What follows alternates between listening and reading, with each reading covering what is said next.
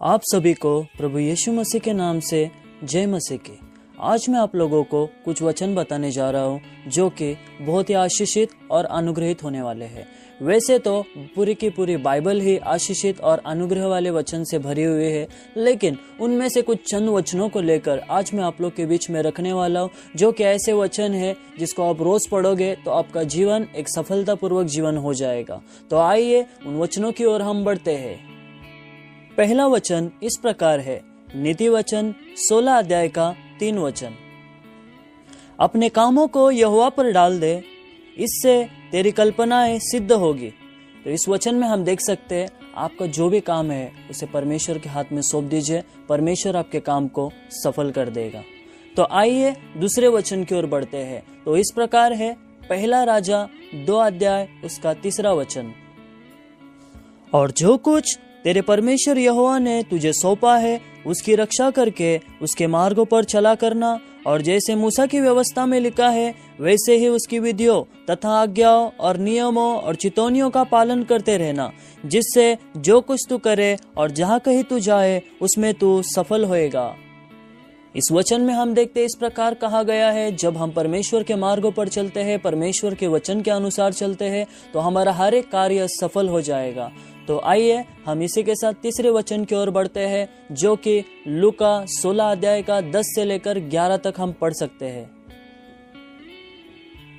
जो थोड़े से थोड़े में सच्चा है वह बहुत में भी सच्चा है, और जो थोड़े से थोड़े में अधर्मी है वह बहुत में भी अधर्मी है।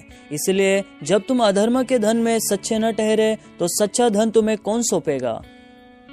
इस वचन के आधार पर हम देख सकते हैं आपका काम चाहे बड़ा हो या छोटा हो, ये मायने नहीं रखता, पर आपका काम सच्चा हो। परमेश्वर यही चाहता है जिससे कि आपका काम सफल हो जाएगा। तो आइए हम चौथे वचन की ओर बढ़ते हैं। वो लिखा हुआ है यशायाह की पुस्तक उसका 41 का 10 वचन में, मत डर क्योंकि मैं तेरे संग हूँ, इधर उधर मत ताक क्योंकि मैं तेरा परमेश्वर हूँ। मैं तुझे दृढ़ करूंगा और तेरी सहायता करूंगा, अपने धर्ममय दाहिने हाथ से मैं तुझे संभाले रहूंगा। इस वचन के आधार पर हम देख सकते हैं हमारा जो विश्वास होना चाहिए और किसी पर नहीं, सिर्फ और सिर्फ परमेश्वर पर होना चाहिए। अपने विश्वास में हमको कभी डगमगाना नहीं है जिससे कि हमारे काम रुक जाए। अगर हमारा पूरा विश्वास प्रभु पर रहता है तो परमेश्वर हमारे हर एक कामों को सफल करता है। 5वां वचन इस प्रकार है, यिर्मयाह की पुस्तक 17 का 7 वचन। धन्य है वह पुरुष जो यहोवा पर भरोसा रखता है, जिसने परमेश्वर को अपना आधार माना हो।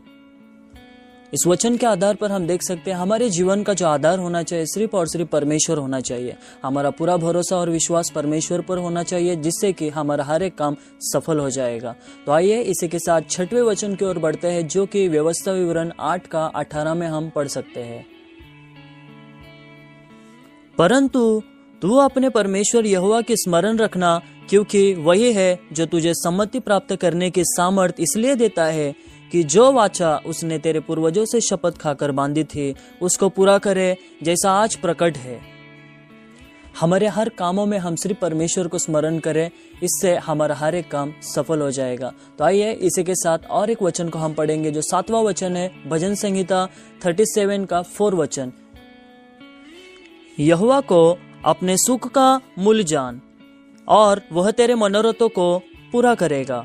इस वचन के आधार पर हम देख सकते हैं हमारे हर काम का जो भी मूल है, स्रोत है, जो भी आशीष है, हमें यही समझना है कि वो परमेश्वर की ओर से हुआ है। उससे आपके हर एक कामों में और भी आशीष बढ़ जाएगी।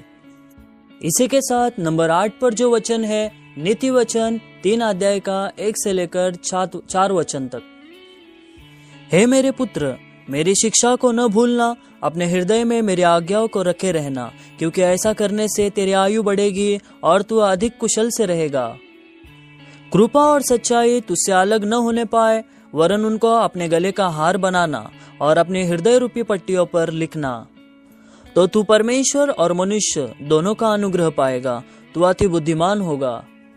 तो यदि आप किसी को हर बातों में आशीषित और अनुग्रहित और परमेश्वर का एक सही व्यक्ति होकर चलना है, तो आपको इन वचनों को पूरा करना पड़ेगा। तो परमेश्वर के साथ ही आप बढ़े। आइए हम लोग एक आखिरी वचन की ओर चलते हैं, 9वां वचन, फिलिपियों 4 का 17 वचन, जो कि शायद आप लोगों ने पढ़ा भी होगा।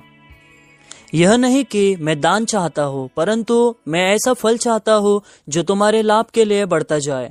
इस वचन के द्वारा हम देख सकते हैं कि परमेश्वर भी हमेशा हमारे आशीष के बारे में सोचता है। तो इसलिए मेरे प्रिय भाई और बहनों, इन वचनों को आप जरूर पढ़ें। मैंने आपको 9 वचनों को बताया है, और 10वां वचन कौन सा होना चाहिए वो आप मुझे कमेंट करके बताइए, ताकि वो वचन मैं अगले वीडियो में डाल सकूंगा। तो प्रभु आप सबको इन वचनों के द्वारा, इस वीडियो के द्वारा आशीष करे।